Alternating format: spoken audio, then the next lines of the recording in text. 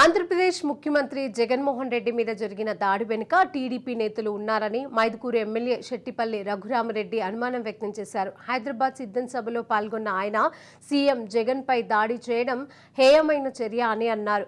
ప్రతిపక్ష పార్టీలు హింస ద్వారా అధికారంలోకి రావాలనుకోవడం మూర్ఖమైన చర్య అని అన్నారు. ప్రజలు అన్ని గ్రహిస్తున్నారని, ఎవరెన్ని కుట్రలు చేసినా ఆంధ్రప్రదేశ్లో 2019 రిజల్ట్ పునరావృతం కావడం తథ్యమని ధీమా వ్యక్తం చేస్తున్నారు. మైదుకూరు ఎమ్మెల్యే శెట్టిపల్లి రఘురామిరెడ్డితో మా bureau chief Mahender Reddy face to face. YSRCP ఎన్నికలకు ముందుకెళ్ళింది. సిద్ధం సభలు కూడా అంతే స్థాయిలో ఒక్కొక్కరిగా ముందుకెళ్తున్నాయి. ఇక తెలుగువారు ఎక్కడున్నా సరే అక్కడ మేము సిద్ధం అన్నట్టు వైసీపీకి మద్దతు తెలుపుతున్న పరిస్థితి. హైదరాబాద్లో సిద్ధం సభలు ఏర్పాటు చేస్తున్నారు. దానికి కూడా అశేషంగా జనాలు కూడా కదిలి రావడం జరుగుతుంది. మరి అలాగే ఎలా ఉంది సిద్ధం సభలు, అలాగే వైసీపీ పార్టీ ఎలా ముందుకెళ్తుందనే దానిపైన ఇటు అనంతపురం ఎమ్మెల్సీ గారు ఉన్నారు. సార్ నమస్తే. మొత్తంగా ఎలా ఉంది సార్ సిద్ధం సభలకు స్పందన?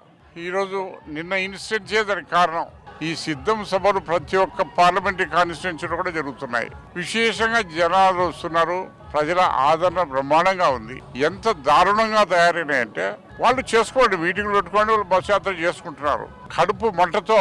మరి నిన్న జరిగినటువంటి ఘటన ఎంత దురదృష్టపడి, మరి ఎక్కడైనా జరుగుతుందా ఇది? భరించలేనటువంటి పరిస్థితుల్లో కార్యక్రమాలకు లాస్ట్కి దిగజారుతున్నారు. రాష్ట్రంలో లేనిపోయిన law and order problem create చేసి ఏదో విధంగా ప్రభుత్వానికి అపరందలు తీసుకున్న వాళ్ళ ఆలోచనలు చేస్తున్నారు తప్పక అంతకంటే ఏం లేదు.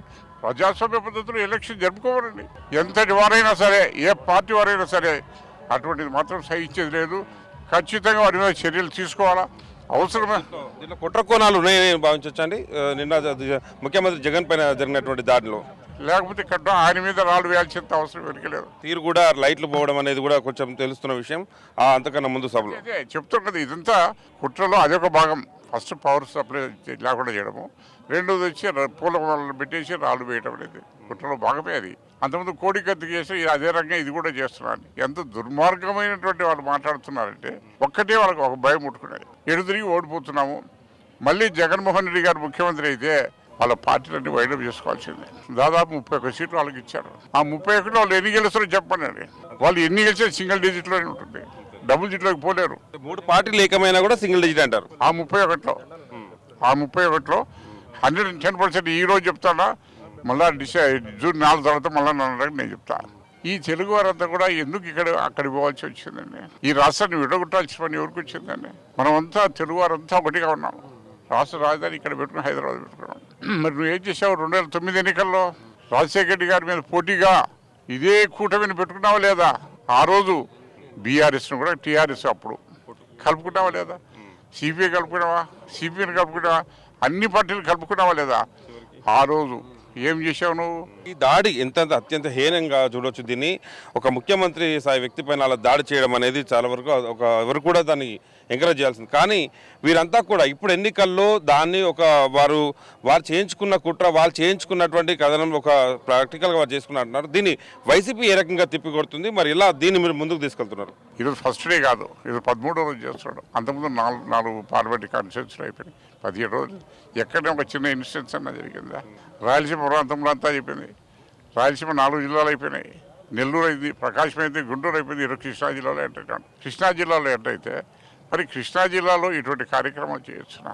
అయితే ఆయన రాయేసి కొట్టుకుంటారా జగన్మోహన్ రెడ్డి గారు? లేకపోతే వాళ్ళతో రాయి వేసుకుంటారా? పొరపాటు అయితే కన్ను పోయేది. ఎవరో శాసిస్తారా?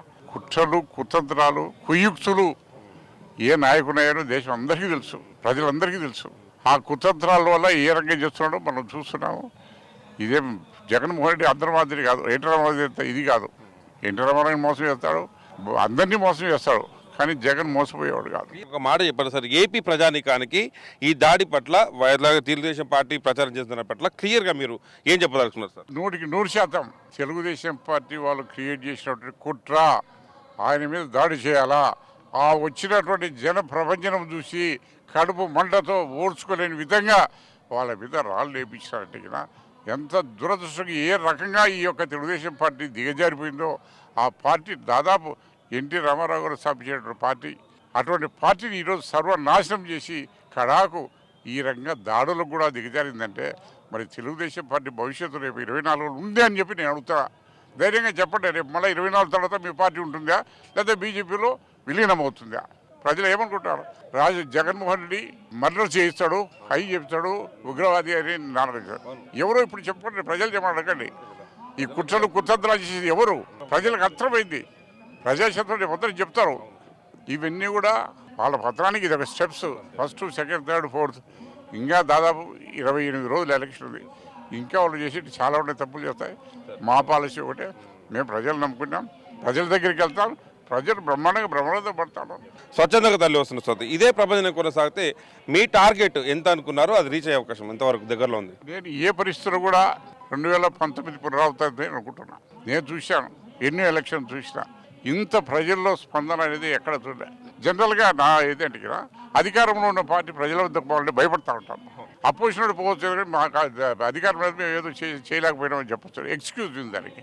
2019 పునరావృతం అవుతుంది. దాడులు మాత్రం ఇదంతా కూడా ఇది ఒక కుట్ర కోణమే. ఖచ్చితంగా 2019 అనేది ఖచ్చితంగా పునరావృతం అవుతుంది. ఆ రకంగానే మేము మరోసారి అధికారం ఇక్కడ నిలబెట్టుకోబోతున్నాం అంటూ ఎమ్మెల్సీ గారు కూడా స్పష్టంగా చెప్తున్న విషయం.